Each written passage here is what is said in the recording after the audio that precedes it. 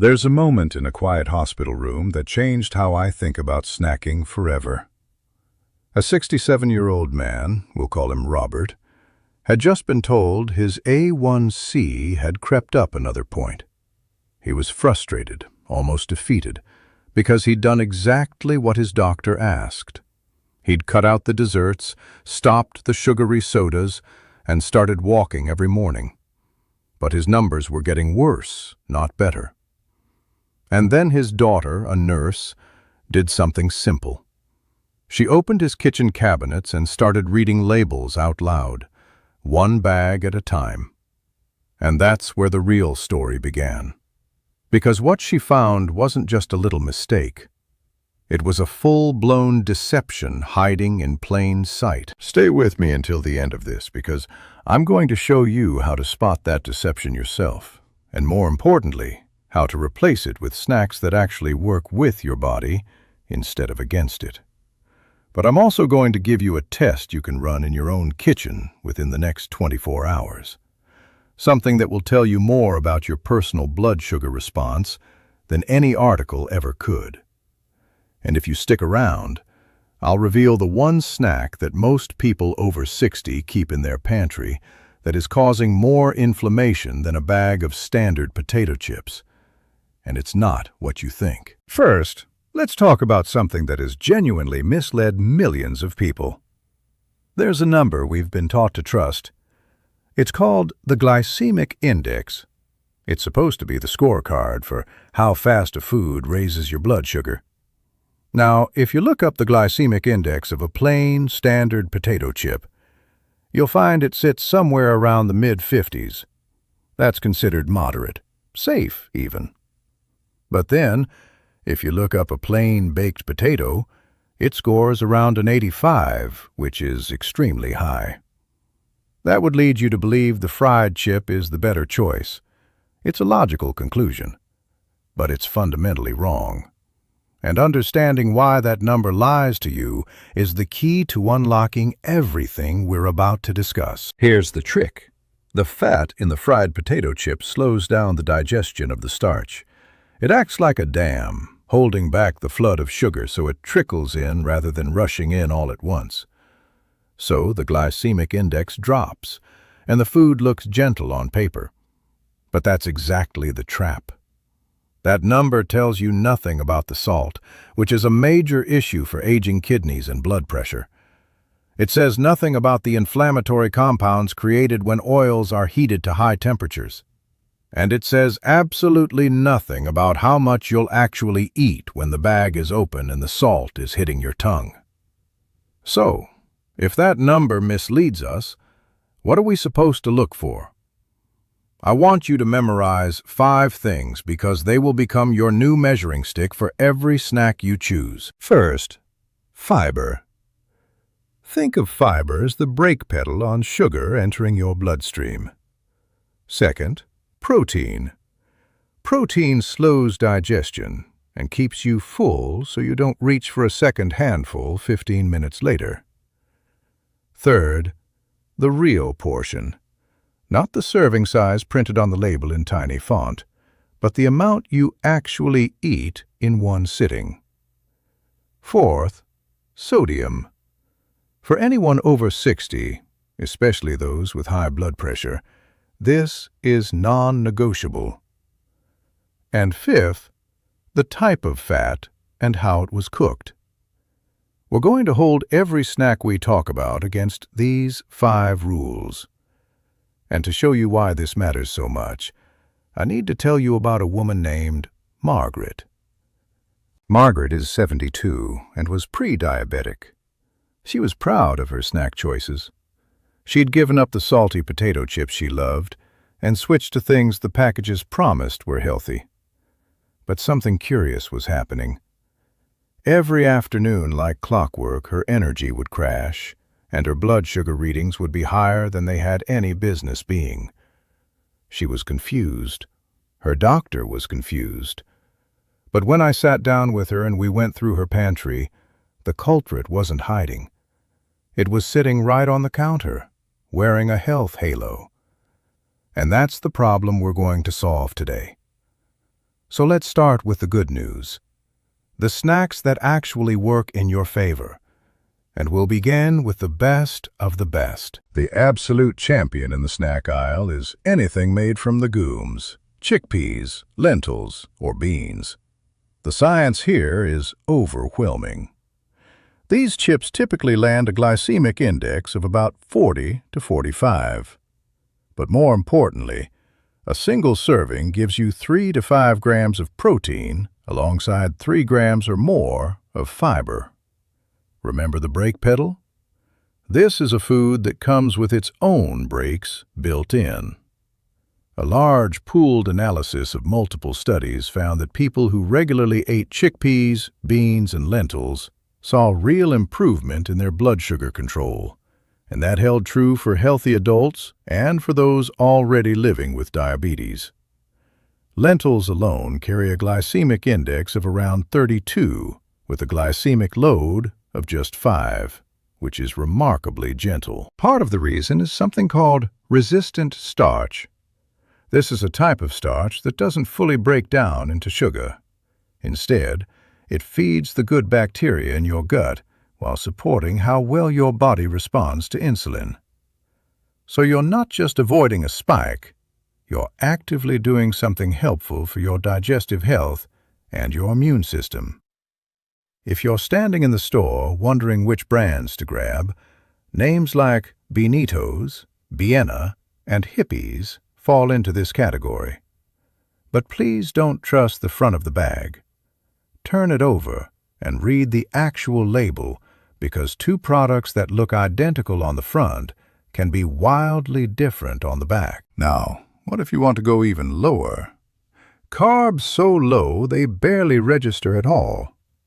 That brings us to the next category, which proves you can keep the crunch and the salt without asking your blood sugar to do much of anything.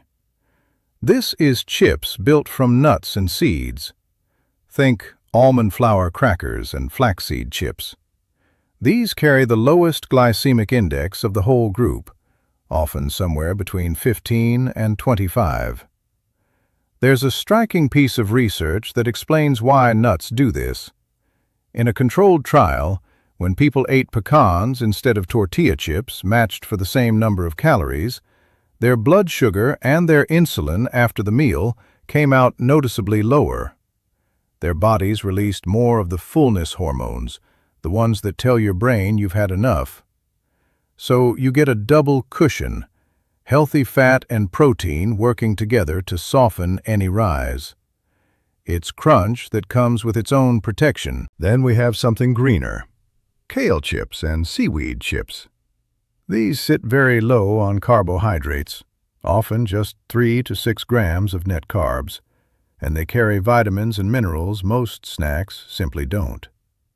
Kale is about as nutrient-dense as a leafy green gets, and seaweed brings a load of minerals you won't find in a potato. But I want to be straight with you here, because a vegetable is not a free pass. Seaweed chips can hide a surprising amount of sodium, sometimes a great deal of it. So if blood pressure is something you watch, that matters. And kale chips are often coated in refined seed oils to get them crisp, which quietly undoes part of what made the kale worth eating in the first place. So yes, these are genuinely good options. Just turn the bag over and check the salt and the oil before you assume the color green means you're safe. That brings us to the final item on the good list. And this is the one for anyone whose first priority above everything else is keeping blood sugar flat. Cheese crisps and pork rinds sit at nearly 0 carbohydrates. Pork rinds carry essentially no carbs and around 8 grams of protein per serving. Those baked cheese crisps you've seen, the Wisps and their cousins, run close to 10 grams of protein. With almost no starch to raise your sugar and plenty of protein and fat to slow digestion right down, they simply don't move the needle the way a starchy chip does. But I have to be honest with you, the same way I'd be honest sitting with a family member. low carb is not the whole story. These are high in sodium, and they carry saturated fat. For the person laser-focused on blood sugar alone, they're a genuinely smart choice. For the person also managing high blood pressure or heart concerns, there's something to enjoy in smaller amounts, not by the handful. Both things are true at once. Who it's right for depends on which part of your health you're steering hardest. Before we leave the good list, let me give you one swap that saved a lot of people a lot of trouble. If tortilla chips are your real weakness, the thing you truly can't give up, don't just quit them. Trade the standard white corn kind for blue corn. Blue corn has a bit less of the rapidly digested starch, a lower glycemic index, and it carries roughly 20% more protein than the plain white version. It's a small change that asks almost nothing of you and gives your blood sugar a gentler ride. Now here's where we turn. We've talked about what to reach for. Now I need to show you what's quietly working against you, the chips doing the very damage you're trying so hard to prevent. The first offender is pretzels and pita chips. And these are dangerous precisely because they seem so innocent. Pretzels carry a glycemic index of around 83. That is up in the danger zone, near the same level as pure sugar. Pita chips are made from refined white flour with almost no fiber left in them. Now think back to our measuring stick. Fiber is the brake. Fat slows things down. These have neither. There's nothing in them to cushion the landing, so the sugar rushes in fast and high for every gram of carbohydrate you eat. And here's the part that catches so many people, because I talk to a great many folks over 60 who reach for pretzels on purpose, thinking they've made the responsible choice. Low fat. That has to be better for me. But that's the very thing that betrays you. Because there's so little fat to slow digestion down, that sugar hits your bloodstream even faster than it would from a chip with some fat in it. The label says light. Your blood sugar says otherwise. The next one is the one you've been expecting all along. Regular potato chips. But I don't want you to fear them for the reason you think. It isn't that they raise your blood sugar the fastest. It's what they're doing underneath, quietly to the walls of your blood vessels. Let me take you back to that research I opened with. A study published in the American Journal of Clinical Nutrition took healthy adults and had them eat a bag of ordinary potato chips every single day for just 4 weeks. And when they measured their blood afterward, they found rising levels of inflammation, oxidized cholesterol, and the very markers doctors link to the early hardening of the arteries. But here's the detail that should give you real hope. When they stopped eating the chips, those markers began to settle back down. Your body wants to repair itself if you give it the chance. Now, why does this matter so much more if you're living with diabetes? Because of something called AGEs. Advanced glycation end products. Let me put that plainly. When your blood sugar runs high, sugar molecules stick to the proteins in your body, like sugar caramelizing and hardening onto a pan. Those sticky, damaged proteins are AGEs, and they're a big part of what drives the complications you're working to avoid in the kidneys, the nerves, the eyes, the heart. A person with diabetes already makes more of these on their own simply from higher blood sugar. And fried foods pour more AGEs in from the outside. It's fuel on a fire that's already burning. This hits collagen especially hard, a long-lived protein that, once it's glycated, stiffens the tissues and ages them from within. There's one more angle you can't ignore. especially if you're managing blood pressure. Aging kidneys filter sodium less efficiently, and older blood vessels are less elastic, which makes them more sensitive to salt. One small bag of chips alongside a typical lunch can push you toward roughly 1,800 milligrams of sodium in a single sitting. For a body that's already salt-sensitive, that's a heavy load. So think of Margaret again. She had done the obvious thing. She'd walked away from potato chips entirely, certain she was in the clear. And she was partly right. Leaving these behind mattered, but her afternoon numbers still climbed. Which means the real culprit wasn't the chip she gave up. It was the one she reached for instead, the one she'd been told was healthy. And that brings us to the spike at the very top of this list, the one I teased at the beginning. The chips that spike your blood sugar the hardest aren't the ones wearing a warning label. They're the ones wearing a health halo. This is the biggest betrayal in your whole pantry. Number 1 is rice cakes and the so-called healthy veggie and sweet potato chips. Start with rice cakes.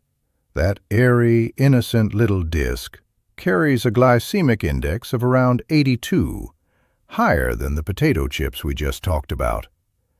There's almost nothing in it to slow the sugar down. And those veggie chips and sweet potato chips with the wholesome pictures on the bag, most are fried in canola or safflower oil, carry just as many carbs as regular potato chips, offer almost none of the fiber advantage the picture promises, and can hide 200 to 400 milligrams of sodium per serving. Let me clear up the biggest myth of all, that baked means better. It doesn't. Not for your blood sugar. Baked chips may carry fewer calories and less fat, but stripping the fat out often raises the glycemic index, which means a bigger spike for every gram of carbohydrate. Baked is not your friend here. So now Margaret's mystery finally makes sense.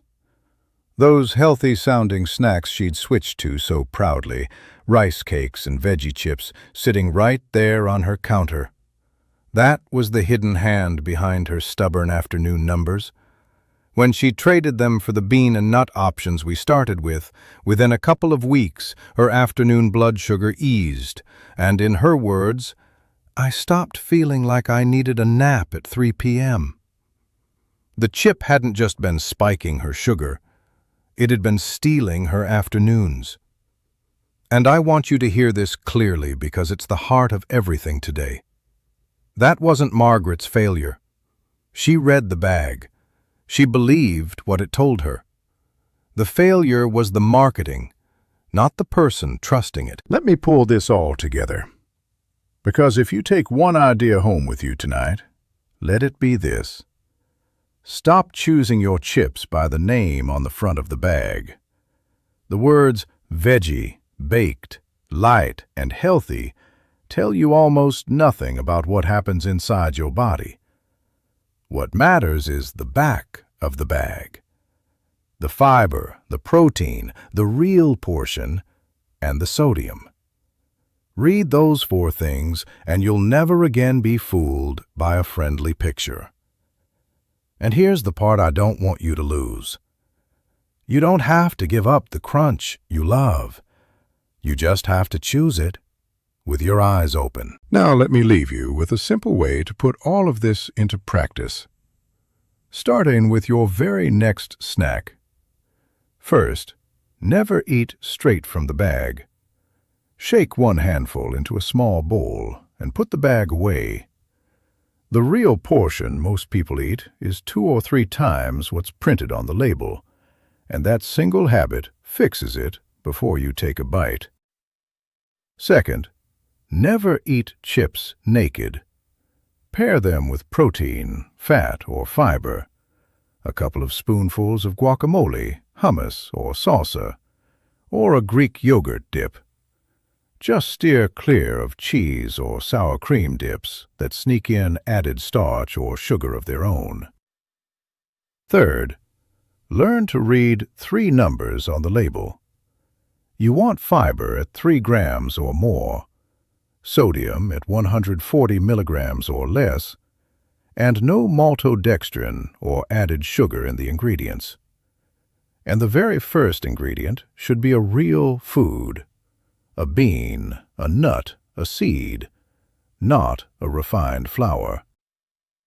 Fourth, become your own experiment. When you try a new chip, test your blood sugar before and again 2 hours after, because everything I've told you today is the rule for most people. But your body is the final authority, and the meter tells you the truth about you. So here's my question for you, and I'd love you to sit with it for a moment. After everything we've talked about today, which chip is the first one you're going to clear out of your kitchen, and which one are you going to try in its place? I always find it tells me so much about where someone's starting from. And if there's someone in your life who still believes rice cakes or veggie chips are the safe choice, a spouse, a sister, an old friend, send them this video. It might be the thing that finally makes it click for them.